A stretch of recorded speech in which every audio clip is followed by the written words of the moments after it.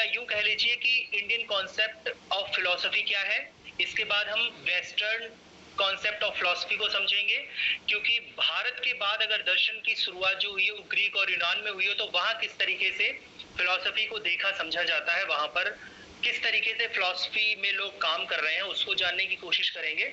उसके बाद हम ये जानने की कोशिश करेंगे कि फिलॉसफी की नेचर क्या है, उसकी प्रकृति कैसी है, कौन कौन सी ब्रांचेस हैं जो मिलकर फिलॉसफी को एक एम्ब्रेला फॉर्म बनाती हैं। और लास्ट में हम ये जानने की कोशिश करेंगे कि फिलॉसफी की ब्रांचेस जो अलग अलग हैं वो हमारे एजुकेशन या एजुकेशनल रिसर्च में किस तरीके से इनपुट्स देती हैं। तो ओवरऑल ये एक प्रेजेंटेशन है जिसमें शुरुआत करते हैं हम इंडियन कॉन्सेप्ट से, क्योंकि ऐसा माना जाता है कि जो भारत है वो ज्ञान की स्थली रहा है। भारत में ज्ञान का सृजन बहुत लंबे समय से चल रहा है और धीरे धीरे नई नई परंपराओं का उदय हो रहा है। तो भारत के बाद जो है पाश्चात्य में, ग्रीक और यूनान में आपको फिलॉसफी के बारे में जानने को समझने को मिलेगा। तो भारत में जो कॉन्सेप्ट है फिलॉसफी का वो ये कहता है कि जो दर्शन है वो दृश्य शब्द से बना है। हम सभी जानते हैं कि जितने भी भारतीय शब्द हैं उनकी उत्पत्ति संस्कृत भाषा से हुई है। तो जो दर्शन है वो हिंदी का शब्द है जिसकी उत्पत्ति दर्शन की उत्पत्ति जो है दृश्य हुई है, और दृश्य एक संस्कृत शब्द है जिसका अर्थ होता है देखना या जिसके द्वारा देखा जाए। जैसा संजय जी ने पहले ही कहा था, दृश्यते अनेन इति दर्शनम, यानी जिसके माध्यम से हम किसी चीज को देखें वही दर्शन है। तो किस चीज को देखा जाए ये एक महत्वपूर्ण प्रश्न है। तो भारतीय दर्शन कहता है कि इस संसार की जो अल्टीमेट रियलिटी है या जो इस संसार को बनाने वाला प्रमुख कारक है, उस कारक को ही जानना या उस कारण को ही जानना वास्तव में दर्शन कहलाता है। जैसे राधा कृष्णन जो एक बड़े फिलोसोफर हुए हैं, इन्होंने कहा है philosophy is the logical inquiry into the nature of reality. वास्तव में सत्यता क्या है, किस चीज को हम अंतिम सत्य माने, किस चीज को हम असत्य माने, कौन सी ऐसी चीजें जो हमें सत्यता के बहुत करीब लेकर जा रही हैं, उन सभी चीजों को तार्किक समझ के साथ समझना या धारण करना या उनकी गहराइयों तक पहुंचना, ये सारा काम फिलॉसफी में आता है। एक सामान्य सा जो परिभाषा है वो और बताई गई है, that by which the reality is realized is called philosophy. तो फिलॉसफी और दर्शन दोनों समानार्थी हैं, बस भाषा का अंतर है, लेकिन फिर भी दोनों में एक बड़ा अंतर है जिसके बारे में हम बात करेंगे। तो जहां भारत में फिलॉसफी की बात की जाती है तो हम कोशिश करेंगे कि वहां फिलॉसफी टर्म की जगह हम दर्शन शब्द का प्रयोग करें। तो ये कहा गया है कि जिसके द्वारा सत्यता का, जिसके द्वारा अल्टीमेट रियलिटी का, जिसके द्वारा इस संसार के मूल तत्व को समझने की कोशिश की जाती है, उसको हम दर्शन कहते हैं। तो भारतीय परंपरा का मतलब हुआ कि जिसके द्वारा हम इस संसार की अंतिम सत्य को, अंतिम जो हमारा उद्देश्य है वहां तक पहुंचने के तरीकों को जानने का प्रयास करते हैं। इस तरीके की एक फॉर्मल डिसिप्लिन को फिलॉसफी या दर्शन कहा जाता है। इसके बाद में एक वेस्टर्न कॉन्सेप्ट भी है। वेस्टर्न कॉन्सेप्ट कहता है कि फिलॉसफी जो है वो ग्रीक वर्ड से बना है, जिसका दो वर्ड है जिसमें फिलॉस और सोफिया। फिलॉस का मतलब होता है लव और सोफिया का मतलब विजडम, यानी ज्ञान के प्रति हमारा अनुराग या प्रेम। ज्ञान क्या है, ज्ञान को कैसे प्राप्त किया जाए, इससे संबंधी हमारा जो प्रेम है, इसी को हम एक संज्ञा के तौर पर फिलॉसफी कहते हैं। तो दोनों में आप अंतर देख रहे होंगे। भारतीय दर्शन कहता है कि इस संसार की जो अंतिम सत्यता है या अल्टीमेट रियलिटी है, उसको जानने का तरीका, वहां तक पहुंचने का तरीका फिलॉसफी है। जबकि वेस्टर्न फिलॉसफी का कॉन्सेप्ट कहता है कि फिलॉसफी का मतलब होता है किसी भी तरीके के ज्ञान को जानने की हमारी जिज्ञासा, किसी भी तरीके के ज्ञान को लेकर हमारा प्रेम, इसको हम फिलॉसफी कहते हैं। दो बहुत बड़े फिलोसफर्स हैं जिनकी कोट आपको यहाँ पर दिख रहे होंगे। Philosophy aims at the knowledge of eternal nature of things. लगभग बातें वही हैं, लेकिन जब इसके टर्म की ओरिजिन से अगर हम शब्द को समझने की कोशिश करेंगे तब हम पाएंगे कि वेस्टर्न कॉन्सेप्ट इंडियन कॉन्सेप्ट से कुछ अलग है। इंडियन कॉन्सेप्ट अल्टीमेट रियलिटी को जानने की बात करती है, जबकि वेस्टर्न कॉन्सेप्ट कहता है फिलॉसफी का मतलब होता है ज्ञान के प्रति हमारा प्रेम। ये मेरे ख्याल से आप सभी लोगों के कॉन्सेप्ट समझ में आए होंगे। सर यहाँ क्वेश्चन है हमारा। जी जी बिल्कुल बिल्कुल, नाम बता दीजिए एक बार। मोहम्मद मुकीम। जी बताइए। बताइए सर। ये जो फिलॉसफी वर्ड है और दर्शन वर्ड है, दोनों डिफरेंट है। जी जी जी, दोनों डिफरेंट है, इसका आपस में कोई लेना देना नहीं है। बिल्कुल सही बात है जी, यही कंफ्यूजन है सर। हाँ, दोनों में अंतर है। जैसा मैंने जब शुरुआत की थी तो इसीलिए मैंने इंडियन और वेस्टर्न दोनों तरीके के कॉन्सेप्ट को समझाने की कोशिश की है कि जो हम फिलॉसफी का हिंदी में ट्रांसलेट करके दर्शन करते हैं, ये यूं कह लीजिए दर्शन को इंग्लिश में ट्रांसलेट करके फिलॉसफी कहते हैं, दोनों के मूल जो भाव है उसमें भारी अंतर है। दोनों में जो अंतर है उस पर भी मैं प्रकाश डालूंगा। सबसे पहले तो हम इसकी वर्ड की ओरिजिन से ही अंतर समझ रहे होंगे। भारतीय दर्शन कहता है इस पूरे संसार को बनाने का जो अंतिम कारक है या अंतिम कारण है या अल्टीमेट रियलिटी है, वास्तविक सत्यता है, उसको जानने का क्रम फिलॉसफी कहलाता है। जबकि वेस्टर्न कॉन्सेप्ट कहता है कि ज्ञान के प्रति हमारी जिज्ञासा, नई नई चीजों को जानने की हमारी जो प्रेरणा या किसी भी तरीके के नॉलेज को खुद में आत्मसात करने की हमारी जो क्षमता है, उसको अगर हम एक डिसिप्लिन के तौर पर या एक टर्म के तौर पर यूज करेंगे तो उसको हम फिलॉसफी कहेंगे। जबकि दोनों में जो बेसिक अंतर है, अब हम उस पे आ रहे हैं, उसके बाद फिर मैं इसके नेचर पे बात करूंगा। तो जो दो टर्म है फिलॉसफी और दर्शन, दोनों में जो अंतर है उसको समझने की कोशिश करेंगे। जो भारतीय दर्शन है या दर्शन है,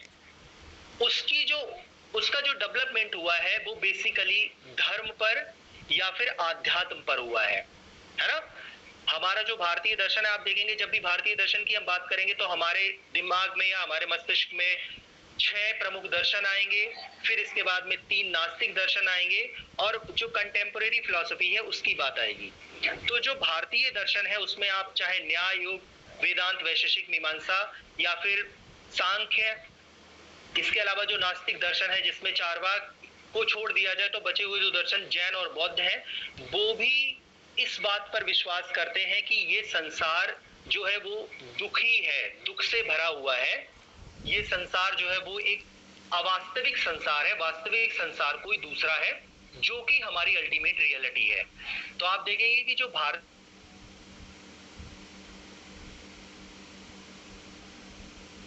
को ध्यान में रख विकसित हुआ है और सभी तरीके के भारतीय दर्शन का जो अंतिम लक्ष्य होता है वो होता है इस सांसारिक दुखों से मुक्त होकर, चाहे हम मोक्ष की कल्पना करें, चाहे हम निर्वाण की कल्पना करें या हम कैवल्य की कल्पना करें, हर एक भारतीय दर्शन इस बात में विश्वास करेगा कि इस जिस संसार में हम रह रहे हैं वो अवास्तविक है और इससे परे एक नया संसार है जहां पर हमें अल्टीमेटली पहुंचना है।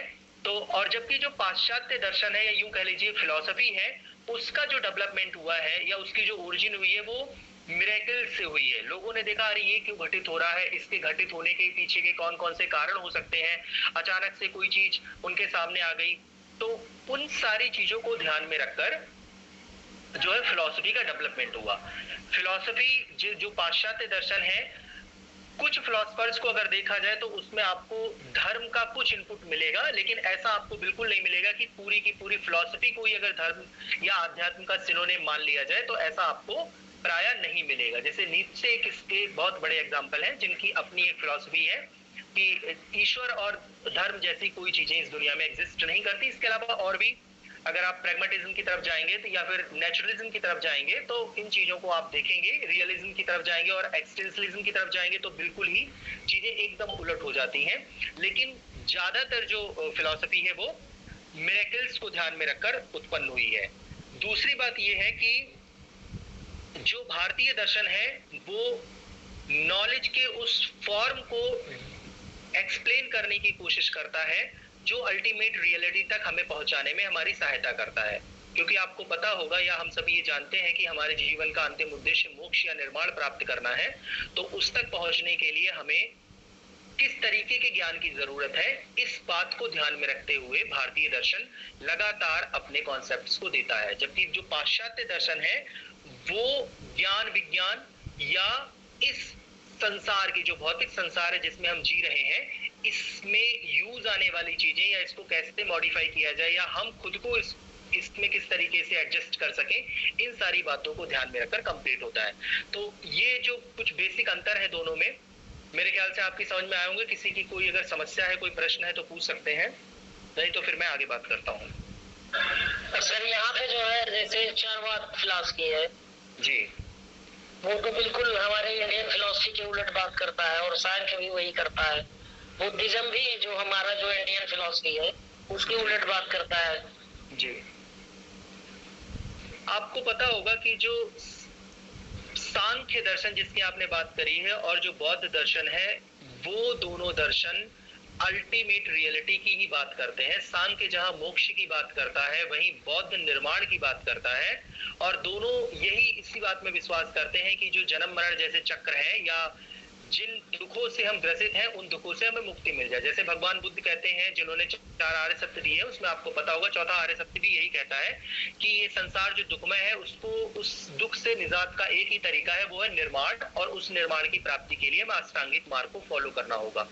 तो ये दोनों दर्शन जो है वो भारतीय दर्शन की जो मूल परिपाटी है उसी को फॉलो कर रहे हैं।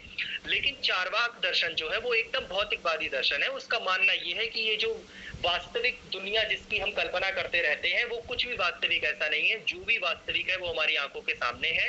इस संसार के अलावा कोई दूसरा संसार नहीं है। तो भौतिक तरीके से जितनी सुख सुविधा से आप जी सकते हैं, उतनी सुख सुविधा से जीना चाहिए। तो इस कॉन्सेप्ट को शुरू करने से पहले ही मैंने आपको ये बात बता दी थी कि ज्यादातर जो भारतीय दर्शन है, सिर्फ एक को छोड़कर बाकी सब अल्टीमेट रियलिटी की बात करते हैं। जी सर, जैसे बुद्धिज्म में ही ये कहा जाता है कि अगर कॉन्सेप्ट ऑफ गॉड पे जो है आप सत्य की ज्ञान पे, सत्य की कसौटी पे अगर नहीं परखा जा सकता है कॉन्सेप्ट ऑफ गॉड, तो उसको आप छोड़ दीजिए। तो डिनाई करने की बात कहीं ना कहीं करता है कि हम गॉड को मानते ही नहीं है। हाँ, आप एक बात मैं आपको बता दूं कि अगर आप बुद्ध तथा उनका धम्म किताब पढ़ेंगे, जो कि भीमराव अंबेडकर जी ने लिखी है, उसमें आप बिल्कुल क्लियर पाएंगे कि जब महात्मा बुद्ध से ईश्वर या भगवान के कॉन्सेप्ट के बारे में बात की गई थी, तो उस समय वो चुप रह गए थे। उन्होंने उस पर हाँ या ना में कोई भी रिप्लाई नहीं दिया। उसके बाद के जो इंटरप्रिटेटर हुए हैं वो क्या लिख रहे हैं, इस चीज से अलग हटकर हमें उस बात पर फोकस करना चाहिए कि जहां से ओरिजिन हुई है, वो ईश्वर के कॉन्सेप्ट के बारे में क्या कह रहे हैं, है ना। तो भगवान है या नहीं है, इस पर एक लंबा डिबेट हमेशा बौद्ध में रहा है। जी सॉरी सर, 1 मिनट। मुकीम बेटा, आपके मन में जितने भी क्वेश्चन उठ रहे हैं वो आप चैट बॉक्स में टाइप करिए। सर बहुत अच्छा बता रहे हैं, बीच में इंटरप्शन से सीक्वेंस डिस्टर्ब होता है ना। फिर आप लास्ट में पूछिएगा जब सर पूरी बात बता लें, ठीक है? Okay, please continue. जी जी, थैंक यू मैडम। तो मेरे ख्याल से सर एक बात और है मैम, जैसे फिलॉसफी के ब्रांचेज इतना ज्यादा है मैम कि वो एंडलेस है। और मुकीम इसमें लाते रहेंगे बौद्ध जैन, तो जो हमारा आज का सर का टॉपिक पूरा नहीं हो पाएगा। बिल्कुल बिल्कुल संजय, है ना। तो आपके जो भी क्वेरीज हो आप चैट बॉक्स में टाइप कीजिए, एक एक करके सर सबका रिप्लाई करेंगे, लेकिन अपने पूरी बात कहने के बाद, ठीक है? Thank you madam, thank you so much. Mukeem, बस मैं ये कहना चाह रहा हूँ कि फिलॉसफी का मतलब होता है हमारे अपनी समझ, अपना दर्शन।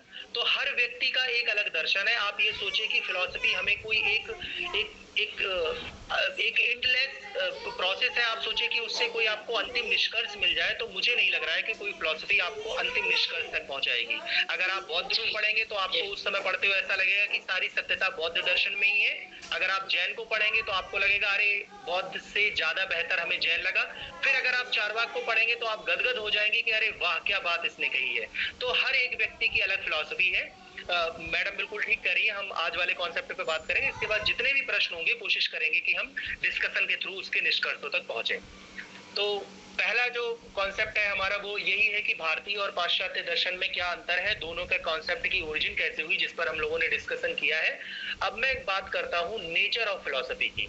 फिलॉसफी की क्या नेचर है। पहला जो नेचर है फिलॉसफी का, नेचर का मतलब होता है उसका स्वभाव कैसा है, उसकी विशेषताएं क्या क्या है। तो पहला जो नेचर है वो ये है कि जो फिलॉसफी है वो एक तरीके की साइंस है जो किस पर बेस्ड है, अनुभवों पर, परिकल्पनाओं पर, तर्क पर बेस्ड है। ये एक इंपेरिकल साइंस नहीं है। इंपेरिकल साइंस का मतलब होता है ऐसा विज्ञान जिसको हम प्रयोगशाला में प्रयोग के माध्यम से समझा सके या समझ सके। यूं कह लीजिए आपने जिस सत्य का निर्माण किया है, जब आप किसी दूसरे व्यक्ति को उस सत्य से रूबरू करवाएं तो आप प्रैक्टिकली उस सत्य को दूसरे व्यक्ति तक पहुंचा दें। इस तरीके की रिसर्च को या इस तरीके की साइंस को एम्पिरिकल साइंस कहते हैं। फॉर एग्जांपल आप केमिस्ट्री की लैब में गए, और आपने दो अलग अलग सोल्यूशन को मिलाया और उससे कोई तीसरा सोल्यूशन विकसित किया, तो आप ये काम अपने स्टूडेंट के सामने उनको समझाने के लिए कर सकते हैं।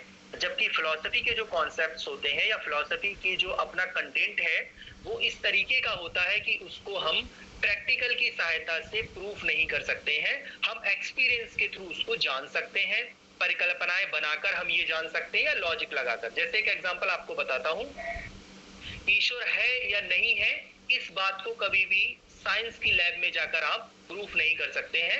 एक्सपीरियंस के बेस पर हम ये कह सकते हैं कि ईश्वर है या नहीं है। जैसे भारतीय परंपरा में ही जो चार्वाक है वो कहता है ईश्वर नहीं है, क्योंकि चार्वाक के मानने वालों ने ऐसा एक्सपीरियंस किया है कि ईश्वर नहीं है।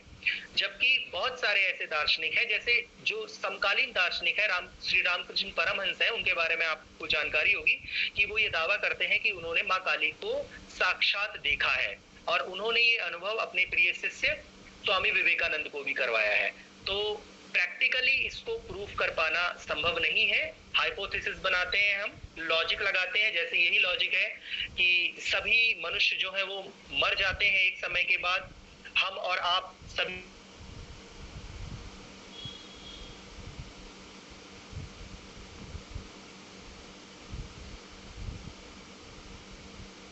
सर आपकी आवाज नहीं आ रही।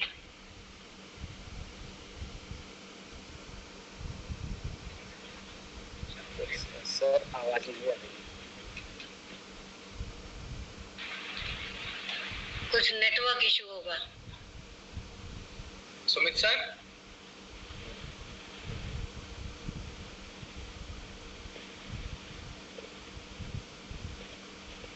सुमित सर आपकी आवाज नहीं आ रही। तो मैं चैट बॉक्स में लिख दे रहा। म्यूट हो गया देखो सर का वो। सर अनम्यूट कीजिए अपने आप। हाँ अब आ रही है।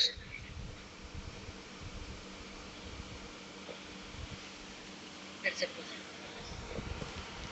अच्छा वापस जाए।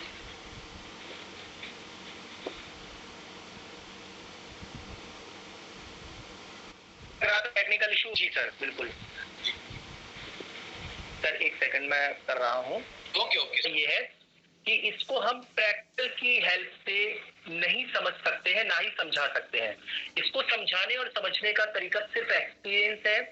हम परिकल्पनाएं बनाकर या तर्क के आधार पर इसके कंटेंट को समझ सकते हैं, समझा सकते हैं। इसको प्रैक्टिकल की सहायता से, जैसा अमूमन हम केमिस्ट्री की या फिजिक्स की या बायोलॉजी के लेबोरेटरी में करके समझते हैं, वैसा इसके कंटेंट को नहीं समझा जा सकता। दूसरा इसका जो नेचर है वो ये है कि philosophy is a subjective not objective discipline. Philosophy जो है वो सब्जेक्टिव है। सब्जेक्टिव का मतलब होता है जिस किसी का भी एक निश्चित उत्तर ना हो, उसको हम सब्जेक्टिव कहते हैं। और ऑब्जेक्टिव का मतलब है एक ऐसा बिंदु जिस पर सभी के विचार एक हो, उस नॉलेज को हम ऑब्जेक्टिव नॉलेज कहते हैं। उदाहरण के तौर पर अगर हम कहेंगे कि वर्तमान में भारत के प्रधानमंत्री जी का क्या नाम है, तो हम सभी का आंसर एक ही होगा, माननीय श्री नरेंद्र मोदी।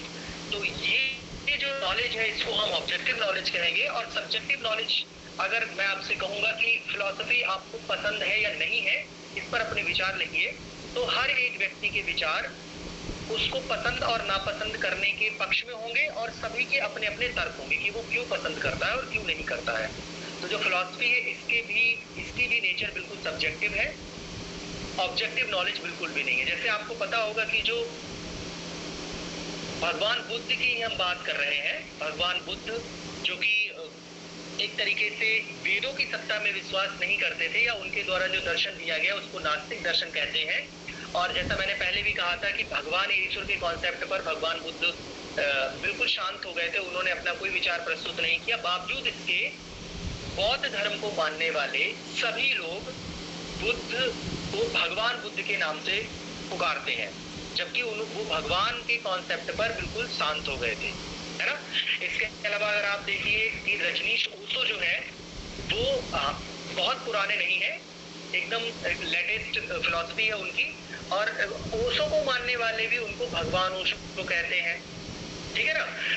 जबकि कुछ लोगों को ओशो बहुत पसंद होंगे, कुछ लोगों को ओशो की फिलॉसफी उतनी ज्यादा अट्रैक्ट नहीं करती होगी जितना उनके मानने वालों को करती है। तो कहने का मतलब ये है कि जो सब्जेक्टिव नॉलेज है वो हर एक व्यक्ति के लिए अपनी समझ के अनुसार बदलती रहती है, जबकि ऑब्जेक्टिव नॉलेज सभी लोगों के लिए एक विशेष समय पर एक जैसी होती है। मैं अपनी बात में थोड़ा डिस्क्लेमर ये देना चाहता हूँ कि कोई भी नॉलेज 100% ऑब्जेक्टिव नॉलेज नहीं होती, वो एक समय काल और परिस्थितियों के अनुसार ऑब्जेक्टिव नॉलेज होती है। और जैसे ही समय परिवर्तित होता है या लोगों की अवधारणाएं परिवर्तित होती हैं, तो वो नॉलेज भी कहीं ना कहीं रिजेक्ट होकर सब्जेक्टिव नॉलेज में कन्वर्ट हो जाती है। जैसे बॉटनी के जो लोगों ने बॉटनी किसी लेवल पर पढ़ा होगा तो उन्हें पता होगा कि पहले ऐसा माना जाता था कि जो पौधे हैं उनमें पानी ऊपर की ओर इस तरीके से मूव करता है कि जब प्रेशर होता है तो प्रेशर के कारण पानी ऊपर जाता है।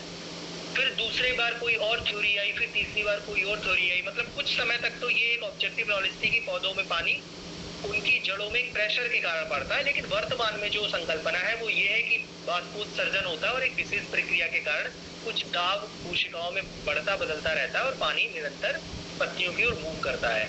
तो ये इस समय के लिए ऑब्जेक्टिव नॉलेज है। हो सकता है आगे आने वाले समय में ये सत्यता भी खारिज हो जाए और एक नई विचारधारा कोई विकसित हो जाए। तो ध्यान देने वाली बात यह है कि फिलॉसफी में कभी भी किसी भी नॉलेज को या किसी भी रियलिटी को अल्टीमेट रियलिटी नहीं माना जाता है। दूसरी बात यह है, तीसरा मैंने जो आपको बताया वो ये है, philosophy is a liberal discipline not a rigid discipline.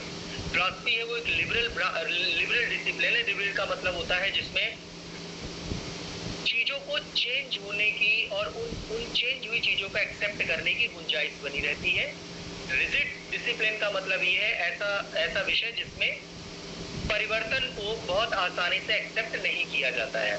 तो फिलॉसफी में आप देखेंगे कि जो विचारधाराएं आज से 100 साल पहले चल रही थी उनमें कुछ हद तक परिवर्तन के साथ उसको नए स्वरूप में स्वीकार किया जाता है। सबसे बड़ा एग्जाम्पल इसमें वेदांत फिलॉसफी का है। आपको पता होगा कि वेदांत दर्शन, जिसका सिनोनिम हम अद्वैत वेदांत के नाम से जानते हैं या पढ़ते पढ़ाते भी अद्वैत वेदांती हैं, उसका मानना ये है कि इस पूरी दुनिया की सिर्फ एक सच्चाई है और वो है ब्रह्म। ब्रह्म से ही हम सभी बने हुए हैं और ब्रह्म में ही हम सबको विलीन हो जाना है। ब्रह्म जो है अल्टीमेट रियलिटी है और उसी के मन से माया बनी और माया ने पूरे संसार को रचा है। तो जो ब्रह्म है वहां तक पहुंचने के लिए हमें इस माया से दूर हटना पड़ेगा, तब जाकर हम ब्रह्म में मिल पाएंगे। तो आप देखेंगे कि इसका जो न्यू वर्जन आया है जिसको विवेकानंद और उनके गुरु दो लोगों ने प्रतिपादित किया, तो विवेकानंद की जो वेदांत है उसको न्यू वेदांत कहा जाता है। उनका मानना यह है कि जब ब्रह्म ने हमें रचा है, हमारे अंदर आत्मा डाली है, ब्रह्म सत्य है, हम सत्य हैं, तो ब्रह्म ने जब इस माया की संसार की कल्पना की है तो वास्तविक तौर पर वो भी सत्य होना चाहिए। तो आप देखेंगे कि जो उसका कोर डिसिप्लिन है वो कहता है कि माया असत्य है, ये जगत असत्य है, लेकिन उसी का एक नया फॉर्म कह रहा है कि ये जगत भी सत्य है। रामानुजाचार्य भी इसी बात पे विश्वास करते हैं। तो मेरा ये सब कहने का मतलब ये था कि ये एक रिजिड डिसिप्लिन नहीं है, एक लिबरल डिसिप्लिन है। अगर आप कोई एक नई विचारधारा प्रस्तुत करते हैं और उस विचारधारा के पक्ष में तमाम तर्क भी प्रस्तुत कर रहे हैं तो फिलॉसफी उसको अपने अंदर स्थान देती है। जैसे आपको ध्यान होगा कि बहुत लंबे समय तक मनोविज्ञान भी फिलॉसफी का एक पार्ट हुआ करता था, लेकिन उसका क्षेत्र विस्तृत होता गया, फिर वो एक अलग डिसिप्लिन बन गया। इसका मतलब ये है कि नई नई चीजों को एक्सेप्ट करने की जो टेंडेंसी है वो फिलॉसफी के अंदर है। ये इसकी तीसरी नेचर है। चौथी नेचर है कि फिलॉसफी जो है वो अल्टीमेट रियलिटी, अल्टीमेट ट्रुथ जो इस संसार का है उसको एक्सप्लेन करने की कोशिश करता है। तो मैं आपको पहले बता दे रहा हूँ कि चूंकि अल्टीमेट रियलिटी की खोज अभी तक नहीं हुई है तो सब कोशिश करते हैं कि वो अपने अपने तरीके से अल्टीमेट रियलिटी को एक्सप्लेन करें। जैसे वेदांत कहता है कि हमारे जीवन का अंतिम उद्देश्य मोक्ष की प्राप्ति है, कर्म बंधनों से मुक्ति है, जबकि और वेदांत सिर्फ एक सत्ता में विश्वास करता है, इसीलिए उसको अद्वैत वेदांत कहते हैं। जबकि आप अगर सांख्य दर्शन में जाएंगे तो वहां दो तत्वों की बात हो रही है, वो दो तत्वों को अल्टीमेट रियलिटी मानते हैं। तो हर एक फिलॉसफी की ब्रांच अलग अलग तरीके से अल्टीमेट ट्रुथ को एक्सप्लेन करती है और ये भी एक्सप्लेन करती है कि इस यूनिवर्स में रहने वाले लोगों का, हम सबका आखिर विकास कैसे हुआ। तो इन सबको एक्सप्लेन करती है लॉजिक के थ्रू। नेक्स्ट है जो फिलॉसफी है, इसमें हम क्या करते हैं, ज्ञान क्या है, नॉलेज क्या है, नॉलेज के कौन कौन से तरीके हैं प्राप्त करने के, या नॉलेज के कौन कौन से सोर्सेज या प्रमाण हैं, और किस नॉलेज को हम ट्रू नॉलेज माने, किस नॉलेज को हम फॉल्स नॉलेज माने, किस नॉलेज को हम ऐसी नॉलेज माने जो हमें अल्टीमेट रियलिटी तक या अल्टीमेट ट्रुथ तक पहुंचाएगी, और किस नॉलेज को हम ऐसी नॉलेज माने जो सिर्फ हमें इस आभासिक संसार में ही बांध के रखेगी। तो इस तरीके की चीजें भी हम फिलॉसफी के अंदर पढ़ते हैं। तो इसकी एक नेचर ये भी है कि इसमें हम नॉलेज और उसके सोर्सेस, नॉलेज के टाइप्स, ट्रू और फॉल्स नॉलेज को हम डिस्कस करते हैं। लास्ट इसका जो नेचर है वो ये है कि हमें अपने जीवन में कौन से काम करने चाहिए, कौन से नहीं करने चाहिए, कौन सी वैल्यूज को हमें अडेप्ट करना है, किन वैल्यूज को हमें छोड़ना है, इन सारी चीजों का डिस्कशन, इन सारी चीजों का डिबेट, इन सारी चीजों को लेकर लोगों के जो विचार हैं वो भी हम फिलॉसफी में पढ़ते हैं। तो इसका नेचर एक ये भी है कि हमें कौन से काम करने चाहिए, कौन से नहीं करने चाहिए, यानी वैल्यू और एथिक्स से रिलेटेड भी ये बात करती है। तो इसको फिर से एक बार समअप करेंगे। पहली बात यह है कि फिलॉसफी का नेचर है कि उसको हम एक्सपीरियंस के थ्रू जाने, लॉजिक के थ्रू जाने, उसको हम प्रैक्टिकल फॉर्म में नहीं जान सकते। दूसरा, इसके अंदर जो भी कंटेंट रखा गया है या जो सब्जेक्ट है या जो डिसिप्लिन है वो सब्जेक्टिव है। सब्जेक्टिव का मतलब हर व्यक्ति के लिए उसका सत्य अलग अलग होता है, ऑब्जेक्टिव नहीं है। थर्ड बात मैंने जो आपको बताई है वो एक लिबरल डिसिप्लिन है, मतलब इसमें परिवर्तन को स्वीकार करने के, परिवर्तन को बढ़ावा देने की जो टेंडेंसीज हैं उनका स्वागत किया जाता है। ये रिजिड डिसिप्लिन नहीं है। इसमें हम इस ब्रह्मांड की, इस संसार में रहने वाले सभी लोगों की, उनके जीवन की, उनके अस्तित्व की जो है एक्सप्लेन करते हैं लॉजिक के थ्रू। इसमें नॉलेज को कैसे प्राप्त किया जाए, किस नॉलेज को हम सही और गलत नॉलेज माने, इस चीज को एक्सप्लेन किया जाता है। और लास्ट में यहाँ पर हम ये बात करते हैं कि हमें कौन से काम करने चाहिए, सोसाइटी में रहकर हमारे वैल्यूज और एथिक्स क्या होने चाहिए, इन सारी चीजों को भी फिलॉसफी डील करती है। यही इसकी विशेषता या इसका नेचर या इसकी कैरेक्टरिस्टिक्स है। तो मेरे ख्याल से ये जो जिस पर आज हम बात करने बैठे हैं कि ब्रांचेस कौन सी होती है और नेचर कौन सी है, इस पर एक चीज आपकी क्लियर हुई होगी। आगे बात करते हैं ब्रांचेस ऑफ फिलॉसफी की। तो कई सारी किताबें जो एजुकेशनल फिलॉसफी के पॉइंट ऑफ व्यू से लिखी गई हैं उसमें बेसिकली मेटाफिजिक्स, एपिस्टेमोलॉजी और एक्सियोलॉजी की बात की गई है। अगर आप कोर फिलॉसफी की बात करेंगे, जो लोग हिंदी में पढ़ते हैं उनको पता होगा कि मोतीलाल बनारसीदास एक ऐसा प्रकाशन है जिसने बहुत शानदार किताबें लिखी हैं और बहुत बड़े बड़े विद्वान लोगों ने भी उन किताबों को लिखा है, वहीं से उनकी किताबें पब्लिश हुई हैं। तो अगर कोर फिलॉसफी की आप बुक्स को पढ़ेंगे तो उन्होंने दो तरीके से इसकी ब्रांचेस को डिवाइड किया है। इंडियन फिलॉसफी के अकॉर्डिंग वो मानते हैं कि 3 ब्रांचेस होती हैं फिलॉसफी की, मेटाफिजिक्स, एपिस्टेमोलॉजी और एक्सियोलॉजी। और वेस्टर्न फिलॉसफी के अकॉर्डिंग उनका मानना है कि फिलॉसफी की 5 ब्रांचेस होती हैं, मेटाफिजिक्स, एपिस्टेमोलॉजी, एक्सियोलॉजी, लॉजिक और एस्थेटिक्स। ठीक है, क्या है इसको समझ लीजिए। और हम बेसिकली जो शुरुआत की 3 ब्रांचेस हैं इन्हीं पर ज्यादा फोकस करेंगे, क्योंकि भारतीय दर्शन जो मानता है वो इसका मानना ये है कि जो लॉजिक है, जो कि वेस्टर्न फिलॉसफी का चौथा टाइप है या चौथी ब्रांच है, वो बेसिकली ज्ञान को प्राप्त करने का एक तरीका है जिसको हम एपिस्टेमोलॉजी में इंक्लूड कर स्टडी कर सकते हैं। और एस्थेटिक्स का मतलब होता है सौंदर्य शास्त्र, किसी चीज के अंदर कितना सौंदर्य है इस चीज को जानने के लिए जिस ब्रांच को यूज किया जाता है, जिस ब्रांच का सहारा लिया जाता है, इसको हम सौंदर्य शास्त्र कहते हैं। और भारतीय परंपरा का मानना यह है कि इस ब्रह्मांड के सौंदर्य के बारे में बताना, मनुष्य के सौंदर्य के बारे में बताना, जो समाज में जिसमें वो रह रहा है उसको कौन से काम करने चाहिए, कौन से नहीं करने चाहिए, इनका एक अपना सौंदर्य है। तो सौंदर्य शास्त्र को एक अलग ब्रांच की जगह पर मेटाफिजिक्स और एक्सियोलॉजी में ही इंक्लूड कर लेना चाहिए। इसका मतलब लॉजिक को वो एपिस्टेमोलॉजी का पार्ट मानते हैं और एस्थेटिक को वो मेटाफिजिक्स और एक्सियोलॉजी का पार्ट मानते हैं। तो कुल मिलाकर हम मोटे मोटे ये समझेंगे कि फिलॉसफी की जो ब्रांचेस हैं वो 3 ब्रांचेस हैं, जिनमें पहली ब्रांच है मेटाफिजिक्स। थोड़ा सा स्लाइड वहीं पर ले आइए, जो प्रेजेंटेशन हो रहा है इसमें पहली वाली स्लाइड खुल गई है। मैम स्लाइड आगे बढ़ा दीजिए जी, इससे एक स्लाइड और आगे।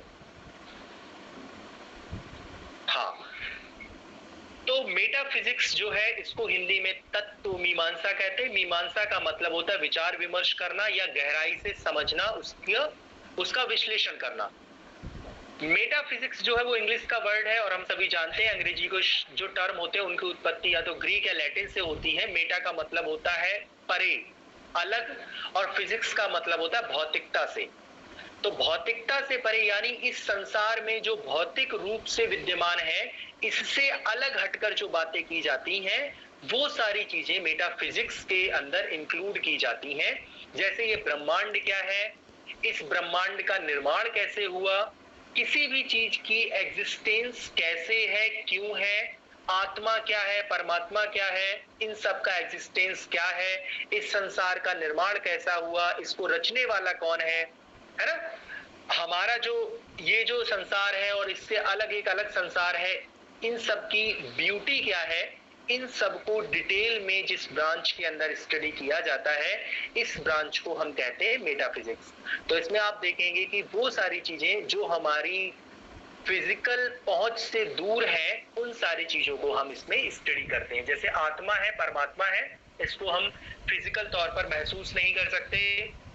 ब्रह्मांड को कैसे रचा गया, ईश्वर और मनुष्य के बीच का क्या संबंध है, ये संसार के परे अगर कोई अलौकिक संसार है तो वो कौन सा है, उसकी ब्यूटी कैसी है, इस चीज को हम फिजिक्स या फिर यूं कह लीजिए कि अपनी आंखों से, अपनी इंद्रियों के माध्यम से नहीं जान सकते, क्योंकि ये फिजिकल फॉर्म में अवेलेबल नहीं है। इसीलिए इसकी स्टडी जिस ब्रांच में की जाती है उसको मेटाफिजिक्स कहते हैं।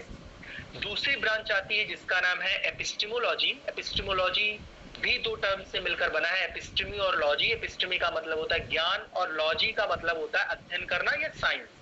तो फिलॉसफी की ऐसी ब्रांच जिसमें हम ज्ञान क्या है, ज्ञान, सही ज्ञान कौन सा है, ज्ञान को प्राप्त करने के कौन कौन से तरीके हैं, कौन कौन से साधन हैं, ज्ञान को प्राप्त करने वाला और ज्ञान के बीच का क्या संबंध है, लॉजिक क्या होता है, वास्तविकता क्या है, संशय कब पैदा होते हैं, इन सारी चीजों का स्टडी जिस ब्रांच में करते हैं इसको हम एपिस्टेमोलॉजी कहते हैं। मैं फिर से दोहरा रहा हूं, फिलॉसफी की वह ब्रांच जिसके अंदर हम ज्ञान, ज्ञान की प्रकृति, ज्ञान के स्रोत, ज्ञान को प्राप्त करने के साधन, किस ज्ञान को हम सत्य ज्ञान माने, किस ज्ञान को हम असत्य ज्ञान माने, हमारे अंदर संशय कैसे पैदा होता है, उस संशय को दूर कैसे किया जाए, सत्यता को किन किन कसौटियों पर कसा जाए, किस ज्ञान को वास्तविक ज्ञान माना जाए, इन सारी चीजों की जो स्टडी करते हैं उसको हम एपिस्टेमोलॉजी कहते हैं।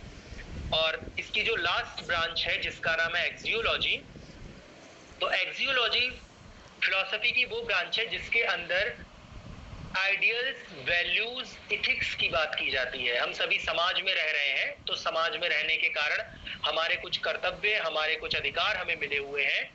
हम चूंकि चैतन्य प्राणी हैं तो हमारा एक अल्टीमेट गोल भी होना चाहिए, उस गोल तक हम किन कामों को करने के बाद पहुंचे, इन सारी चीजों का जो विश्लेषण किया जाता है वो एक्सियोलॉजी में किया जाता है। तो मेरे ख्याल से ये समझ में आया होगा। फिलॉसफी की बेसिकली तीन ब्रांचेस होती हैं, मेटाफिजिक्स, एपिस्टेमोलॉजी और एक्सियोलॉजी। मेटाफिजिक्स का मतलब फिलॉसफी की वो ब्रांच जिसके अंदर हम उन सारी चीजों का स्टडी करते हैं जो हमारी पहुंच से, भौतिक पहुंच से दूर है। जैसे कि आत्मा, परमात्मा, सृष्टि का विकास कैसे हुआ, ये सृष्टि क्या है, मरने के बाद हमारा क्या होगा, स्वर्ग नरक क्या है, इन सब चीजों का स्टडी हम मेटाफिजिक्स में करते हैं।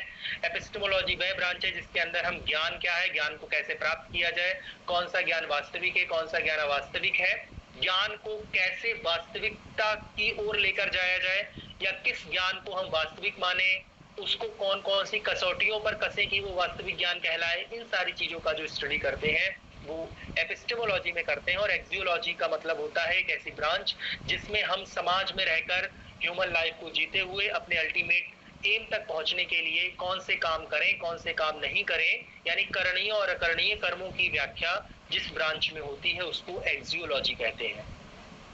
तो इसका नेचर और इसकी ब्रांचेस बहुत डिटेल में, चूंकि एक प्रेजेंटेशन में समझाना मुश्किल है, क्योंकि अगर आप एक्सियोलॉजी को ही उठाकर देखेंगे तो एक्सियोलॉजी भी हर एक फिलॉसफी की अलग है। इंडियन फिलॉसफी की जो षट दर्शन है उनकी अलग है, जो नास्तिक दर्शन है उनकी अलग है। ऐसे ही अगर आप पाश्चात्य दर्शन में जाएंगे तो उनकी भी अलग अलग एक्सियोलॉजी है। मोटा मोटा आपको ये समझना है कि एक्सियोलॉजी में बेसिकली हम किस चीज से डील करते हैं। इसके बाद एक जो लास्ट स्लाइड है वो है role of philosophy in education. इसको आप रिसर्च भी मान सकते हैं, क्योंकि फिलॉसफी में आपको पता है एक ब्रांच है एपिस्टेमोलॉजी, जिसका काम होता है ज्ञान को प्राप्त करने के साधन हमें बताना या ज्ञान की नेचर को हमें समझाना। तो चूंकि पीएचडी में हम क्या कर रहे हैं, हम एक नए ज्ञान का सृजन कर रहे हैं, उस ज्ञान को लोगों तक पहुंचा रहे हैं और लोग उस ज्ञान को कैसे प्राप्त करें इस चीज का वर्णन भी हम कर रहे हैं। तो बेसिकली हम जाने अनजाने फिलॉसफी का ही एक काम कर रहे हैं, ज्ञान का सृजन कर रहे हैं। तो किन किन चीजों को हम अपनी एजुकेशन या रिसर्च में इंक्लूड करते हैं फिलॉसफी की, उन सारी चीजों पर थोड़ा समझाने की मैंने कोशिश की है। जैसे जो मेटाफिजिक्स है उससे हम डिसाइड करते हैं अपने एम और ऑब्जेक्टिव। हम जब कभी भी एजुकेशन या रिसर्च की बात करते हैं तो रिसर्च में आपको पता होगा हम चैप्टर नंबर 1 में अपने रिसर्च के कुछ ऑब्जेक्टिव्स डिजाइन करते हैं, एम्स भी बनाते हैं। तो उन एम को डिजाइन करने में जो ब्रांच हमें हेल्प करती है जाने और अनजाने, उसका नाम है मेटाफिजिक्स। क्योंकि आपको पता है मेटाफिजिक्स में हम अल्टीमेट रियलिटी की बात कर रहे हैं, और अल्टीमेट रियलिटी क्या है इसको प्राप्त करने के लिए हम छोटे छोटे चरण बना रहे हैं। तो आपने एक अल्टीमेट एम डिसाइड करा और उस एम तक पहुंचने के लिए ऑब्जेक्टिव डिसाइड करें, तो ये बेसिकली मेटाफिजिक्स का काम हुआ। एजुकेशन में जो कैरिकुलम डिजाइन किया जाता है वो कैरिकुलम हमारे एम और ऑब्जेक्टिव को प्राप्त करने के लिए डिजाइन किया जाता है। तो मेटाफिजिक्स का एक दूसरा महत्वपूर्ण काम ये भी होता है कि हम कैरिकुलम डिजाइन करें। तो जिस तरीके के आप ऑब्जेक्टिव बनाएंगे, फॉर एग्जांपल आपने अपने बच्चों के लिए एक ऐसे ऑब्जेक्टिव सेट किए हैं कि उनके अंदर कोई टेक्नोलॉजी से रिलेटेड स्किल डेवलप हो, तो आप कैरिकुलम भी उसी तरीके से डिजाइन करेंगे। अगर आपका मानना है कि हमें बच्चे के अंदर आध्यात्मिक लक्षण विकसित करने हैं, तो ये आप जब एम और ऑब्जेक्टिव बनाएंगे तो जो कैरिकुलम डिजाइन करेंगे उसके अंदर जो कंटेंट रखेंगे वो भी उसी उद्देश्य की पूर्ति से संबंधित होगा। दूसरी जो ब्रांच है इसकी एपिस्टेमोलॉजी, ये नॉलेज और टीचिंग मेथड की बात करती है। कोई भी ज्ञान कब ज्ञान बनेगा और हम किन किन विधियों से अपने विद्यार्थियों तक अपने ज्ञान को पहुंचा सकते हैं, टीचिंग मेथड्स, ये सब एपिस्टेमोलॉजी से डिसाइड किया जाता है। फॉर एग्जांपल अगर आप साइंस के कैरिकुलम को डिजाइन कर रहे हैं तो साइंस की जो नॉलेज होती है आपको पता है वो ऑब्जेक्टिव नॉलेज होती है, और ऑब्जेक्टिव नॉलेज को प्राप्त करने के लिए कोई एक तरीका यूज करिए और उसी से आप उस अल्टीमेट रियलिटी तक पहुंच जाएंगे। जैसे अगर आपको मान लीजिए केमिस्ट्री में कोई एक प्रोडक्ट डेवलप करना है तो उसकी एक ऑब्जेक्टिव तरीका है कि आपको ये दो पर्टिकुलर चीजें लेनी है, केमिकल्स लेने हैं और दोनों की मात्रा इतनी होनी चाहिए। इन दोनों को स्पेसिफिक टेम्परेचर और प्रेशर पर जब हम एक दूसरे के साथ स्पेसिफिक कंडीशन में मिलाएंगे तो ये रिजल्ट निकल कर आएगा। ये मेथड है एक सब ऑब्जेक्टिव मेथड। तो इसके लिए जो टीचिंग मेथड्स आप डिजाइन करेंगे वो भी बिल्कुल वैसे ही डिजाइन करेंगे जिससे हम अपने ऑब्जेक्टिव को आसानी से अचीव कर सकें।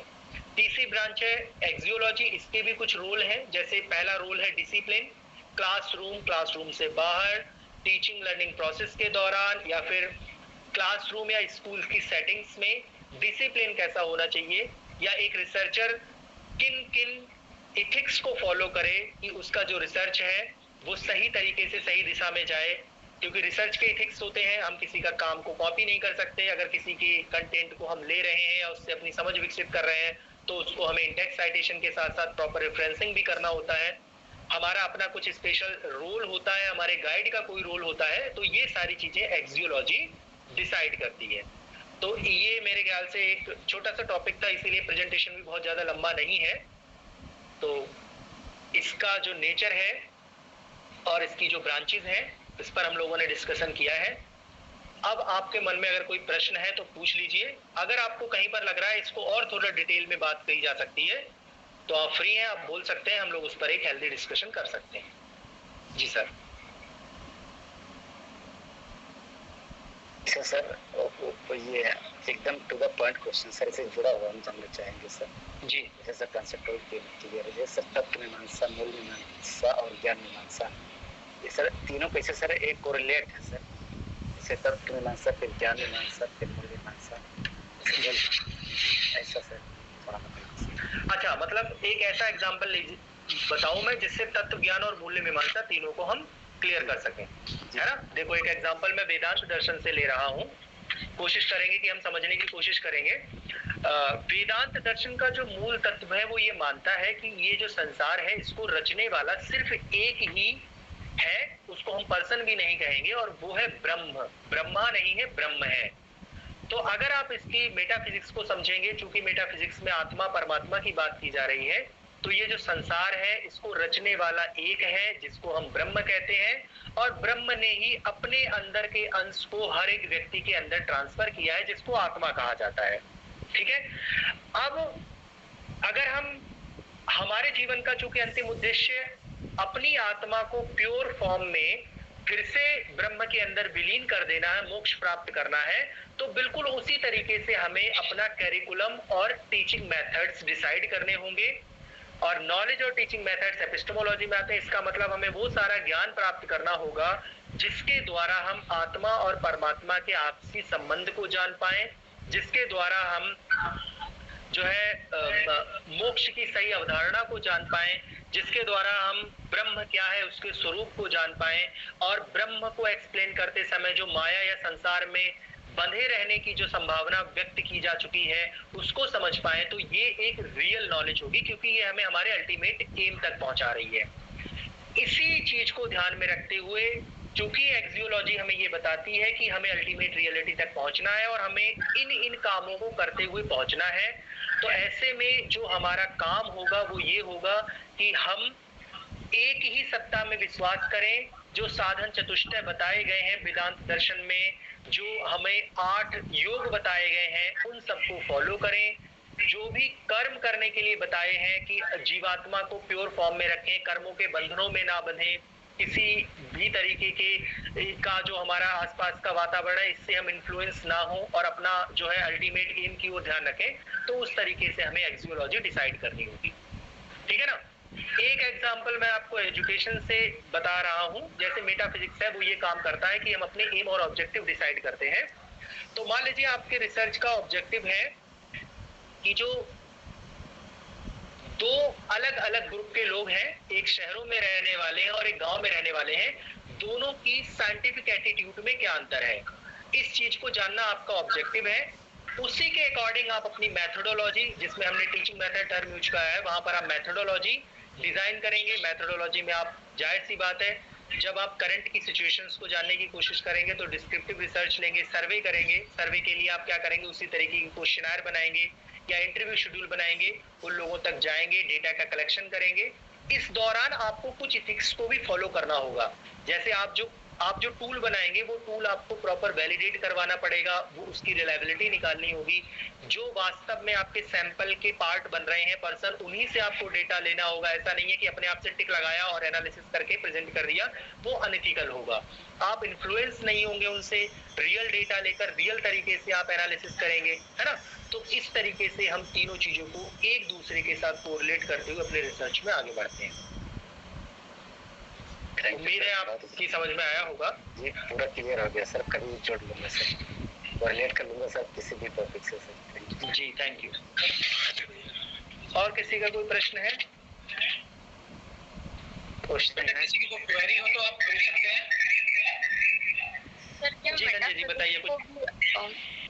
सर ये क्या कि मेटाफिजिक्स को भी आगे फर्दर सब डिवीजन दिया गया है या फिर जस्ट हम मेटाफिजिक्स ही पढ़ते हैं सर? नहीं, मेटाफिजिक्स की 3-4 ब्रांचेज है, जिसमें कॉस्मोलॉजी है, जिसमें ऑन्टोलॉजी है ना, जिसमें थियोलॉजी है, जिसमें हम ईश्वर क्या है, ईश्वर है या नहीं है, अगर है तो क्यों है, नहीं है तो उसके पीछे के तर्कों को जानने की कोशिश करते हैं, तो वो थियोलॉजी कहलाती है। वो मेटाफिजिक्स की एक ब्रांच है ना।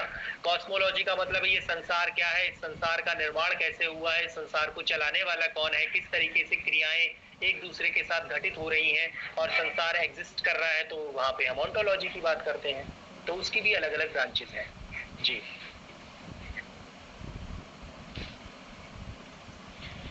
किसी को कोई और प्रश्न पूछना है?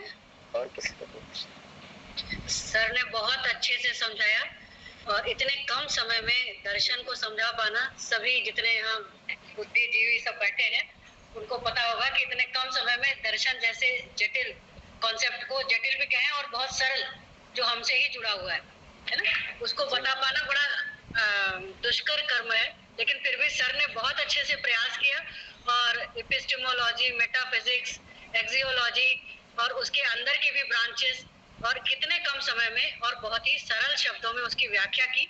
तो सर इसके लिए हम सब आपके हृदय से आभार व्यक्त करते हैं। आपने बहुत अच्छा प्रस्तुत किया चीजों को और बच्चों की जिज्ञासाओं को भी बड़ी सहजता से आपने उनका उत्तर दिया।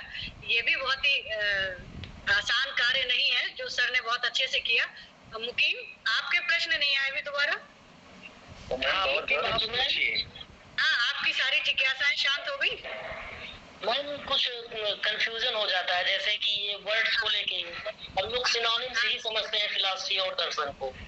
सर ने बताया कि दोनों अलग है, तो एक कंफ्यूजन पैदा हुआ।